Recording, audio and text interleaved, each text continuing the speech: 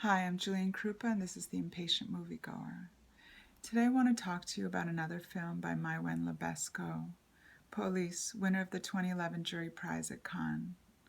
Polisse takes us inside the Paris CPU, or Child Protection Unit, as we follow Melissa Zaya, a shy photographer who is bored by her sheltered and privileged life. She breaks out of its confines to be embedded in the North Parisian division of the CPU, taking photos for a book commissioned by the ministry. It is through her connection, her quiet observer's eye, that we are privy to a close encounter with this world. When asked about her choice of theme in making this film, Maïwenn, who plays Melissa and who actually spent time with such a unit in real life, said, quote, "I wanted to create a love story between two people from opposing social worlds because I wanted to create a culture shock. I fell in love with the subject. It's like asking me why I fell in love with one person instead of another. It's chemistry. I'm in love," unquote. I would also like to point out that Polisse addresses a world of violence, mostly against children and women, but also boys. It looks primarily at matters of sexual violence, and though it is made with great sensitivity, it really can be difficult to watch and triggering. So please be aware of this fact and judge for yourself whether it is a film that you should see. The film opens as Chris, a female police officer, interrogates a little girl. The camera pulls back to reveal another officer, Mathieu, as he listens to their conversation from behind a two-way mirror. Already we see the vulnerability of this child who will set the stage for all of the children to come. The next scene takes us into Melissa's kitchen, where her red-headed daughters, who wear braces on their teeth, giggle freely in the presence of their father. One child laughs lightheartedly while another one suffers, and as the film will demonstrate, this unwavering variable runs across all social lines. The opening credits are set to the tune of a song in which children are singing. "This is the time to laugh and to sing," they declare. Or so it should be, but for many of the kids in this film, this is not the case. The dynamics between those who are powerless and the all-powerful will play out throughout different scenarios in the film. Vulnerability and laughter, freedom stolen. These are themes we revisit.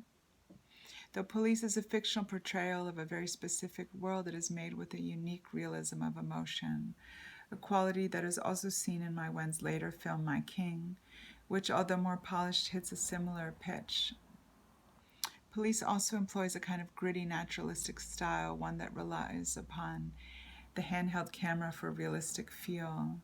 A raw emotional landscape portrayed by a superb ensemble cast that includes co-writer Emmanuel Bercot leaves me questioning at times if what I am watching is in fact real, and that is just so compelling. We meet the CP unit as they are, all too human, honest, exposed. They sit in the cafeteria discussing relationships, the search for love, sex, politics, laughing over their differences and their commonalities. As with any group that works together under stressful circumstances, they are a family bonded by the pain of what they see on a daily basis, by what it does to them individually, by the knowledge that the world is tough and often, as is seen in their line of duty, cruel. Like family, they are open to laughter, but they can also jump headfirst into arguments and conflicts, sometimes heated ones. Polisse gives us a portrait of existence in which devastating experiences are held right up against moments of levity and joy. This constant contrast is a reminder of the weather patterns of life. We sit in amazement watching storm clouds as they are disintegrated by the blazing sun. The film manages to demonstrate this constant flux with such purity of image and truth of behavior that even after many viewings, I find myself captivated still. And not just by the story, but also because this film is a reminder of the complexities of life and emotion. Life and death, horror and beauty, love and cruelty. Polisse is an extraordinary study of the shades of human experience.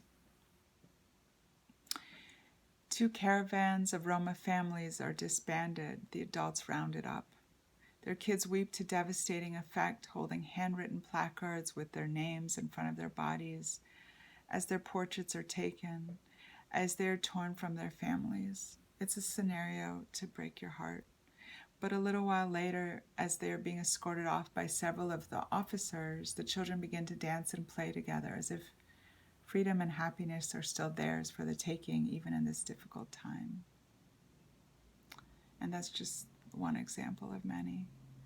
With all the terrible stories in this film, one of the most unbearable is of a homeless immigrant mother who is unable to find a shelter and who chooses to leave her young son with the CPU in order to spare him the pain of being on the streets.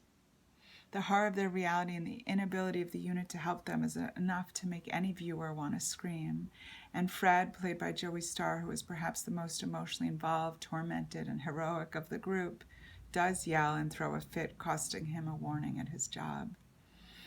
He finds it unbearable to accept the powerlessness of the situation, even offering to take the family in himself. When the little boy Usman is torn away from his mom, he screams and cries, the kind of sounds no human ever wishes to hear or to make. Fred holds him close, along with Melissa, with whom he has begun a love affair. They wipe his tears, whisper to him. The scene is so devastating and tender and real. Again, I feel as if I am witnessing life and not just a scene.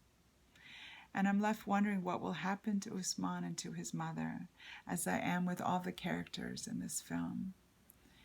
Their stories are open-ended.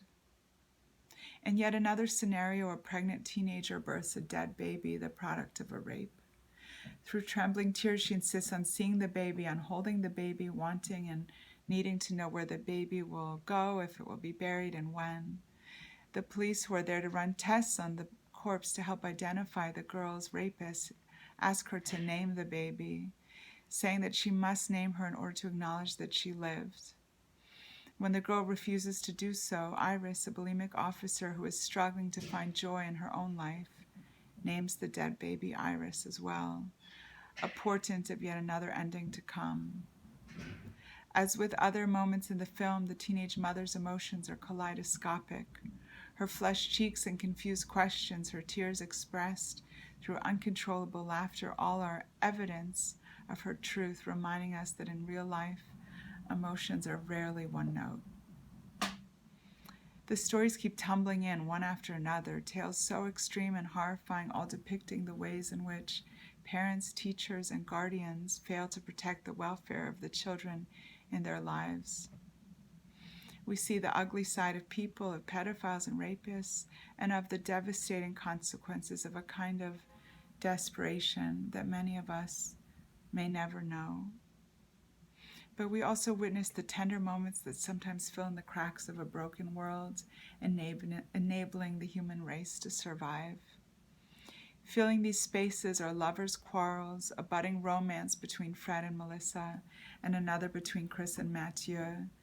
There are children who are loved and cared for, birthdays celebrated, drinks imbibed, and lighthearted games played. But there's also always that double-edged sword lurking, the seesaw of life by which we try our best to take sides to make things right. In this film, there is no such thing as triumph, but only varying shades of gray. Polisse captures the CPU as a shining example of a group of people doing their best to protect and care for the innocent in this crazy world, despite major flaws that are both personal and systemic. The darkness dominates, but still they laugh and love, but still they try. So on that note, I really encourage you to see this film. It's very powerful and very well done. And thank you so much for listening. I'm Ain-Krupa. This is the Impatient Moviegoer. Until next time, take care.